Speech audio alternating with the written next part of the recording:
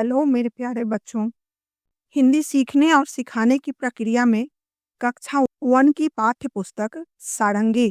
ठीक है, चलिए आप और हम मिलकर सीखते हैं, पढ़ते हैं। सारंगी की पहली इकाई परिवार। तो सबसे पहले तो आपके पाठ्य पुस्तक का नाम है सारंगी। आप सोच रहे होंगे कि सारंगी होता क्या है। तो सारंगी एक बजाने वाला यंत्र है, वाद्य यंत्र है। तो बजाने वाला इंस्ट्रूमेंट, उसका ऐसे सारंगी का अर्थ होता है 100 रंगों का। लेकिन चूंकि वो बजाने वाला यंत्र है, इसलिए हम समझ सकते हैं कि उसमें से बहुत सारे धुन निकलते हैं। तो वैसे ही आपके हिंदी पाठ्य पुस्तक का नाम सारंगी होने का अर्थ है कि आपको इस पुस्तक में हिंदी में बहुत सारी रंग बिरंगी ध्वनियाँ, बहुत सारी कलाओं से आपका परिचय होगा और रंग बिरंगे चित्र करके सीखने वाली बहुत ही सहज और रोचक बातें होंगी। ठीक है, तो चलते हैं। आज हम लोग पहली इकाई परिवार परिवार के बारे में जानते हैं। परिवार आप समझते ही होंगे, आप जहाँ पर रहते हैं और आपके साथ जो जो लोग रहते हैं उनको परिवार कहते हैं। उसके यानी कि बच्चे, उनके माता पिता, उनके साथ यदि चाचा चाची रहते हों या साथ नहीं भी रहते हों, बाहर भी रहते हों, तब भी वो परिवार है। चाचा चाची, दादा दादी, नाना नानी, मामा मामी, यानी हमारे नाते रिश्तेदार भी परिवार ही है। ठीक है, तो यहाँ पर है एक परिवार, देख रहे हो। यहाँ दादाजी हैं, पिताजी हैं, बच्चे रंगोली बना रहे हैं। रंगोली बनाना आपको भी अच्छा लगता होगा, स्कूल में भी बनवाया जाता है, घर में भी बनाते हो। अक्सर दिवाली के समय में बच्चे रंगोली जरूर बनाते हैं। ठीक है, तो यहाँ एक पोस्टर है जिसमें यह दिखाया गया है कि इस घर में कौन कौन लोग रहते हैं, वो क्या क्या काम करते हैं और वो अभी रंगोली बना रहे हैं। ठीक है, तो आपको इस पोस्टर में क्या अच्छा लगा, आप ध्यान से देख करके सोचिए और लिखिए। अब हमें परिवार को समझने के लिए एक परिवार की कहानी यहाँ पर है, उसको ध्यान से सुनिए।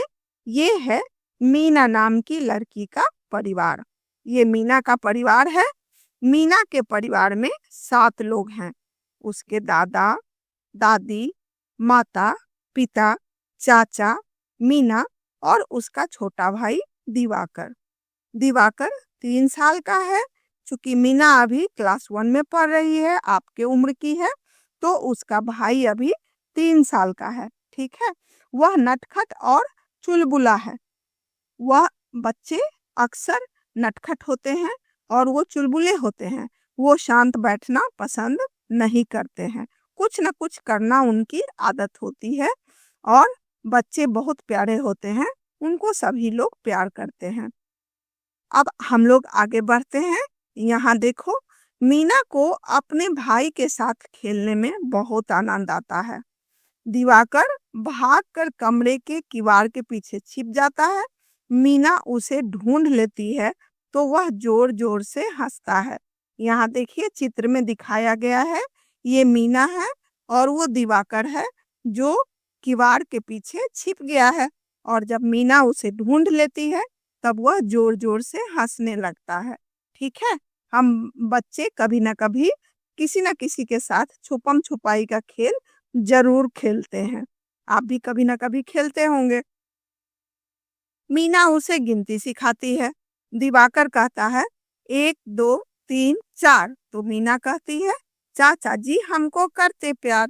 तभी चाचा जी आ जाते हैं और दिवाकर को गोद में उठा लेते हैं। चाचा जी दिवाकर को प्यार करने लगते हैं। मीना, चाचा जी और दिवाकर बरामदे में जाते हैं जहां दादी और माँ फल काट रही है। मीना के पिता और दादाजी गमलों में पानी दे रहे हैं। ठीक है, सब कोई कुछ ना कुछ काम कर रहा है। बच्चा खेल रहा है और बड़े लोग काम कर रहे हैं। थोड़ी देर में माँ सबको फल देती है। सब लोग मिलजुल कर खुशी से फल खाते हैं और आपस में बातें करते हैं। कितना प्यार भरा है मीना का परिवार। ठीक है। आपने एक मीना का परिवार आपने पढ़ा और आप इस परिवार से क्या-क्या सीखे और समझे, सोचकर देखिए कि एक परिवार को कैसा होना चाहिए। एक परिवार की पहली विशेषता यह है कि उन्हें खुशी-खुशी साथ में रहना चाहिए, क्योंकि परिवार के सभी सदस्य खुश रहते हैं, तभी परिवार खुशहाल रहता है। दूसरी विशेषता हम कह सकते हैं कि सब लोग मिल-जुल कर काम करते हैं, यानी जो जितना काम कर सकता है, यहाँ देख लो मीना भी हाथ में फल ली हुई है और उसके चाचा जी भी फल दे रहे हैं और मम्मी भी। तो यहाँ आपने देखा कि जो गमलों में पानी दे रहे थे वो पिताजी और दादाजी दोनों मिलकर दे रहे थे। फल काट रही थी तो माँ और दादी फल काट रही थी, यानी कि जो भी काम हो उसको सब लोग मिलजुल कर करते हैं। ठीक है। तो परिवार तभी खुश रहता है जब वहाँ के प्रत्येक सदस्य खुशी-खुशी अपने कर्तव्य का, अपने काम का निर्वाह करते हैं, या उन्हें ये ख्याल रहता है कि हम लोग साथ-साथ कैसे खुश रहें। ठीक है? तो ये रहा मीना का परिवार।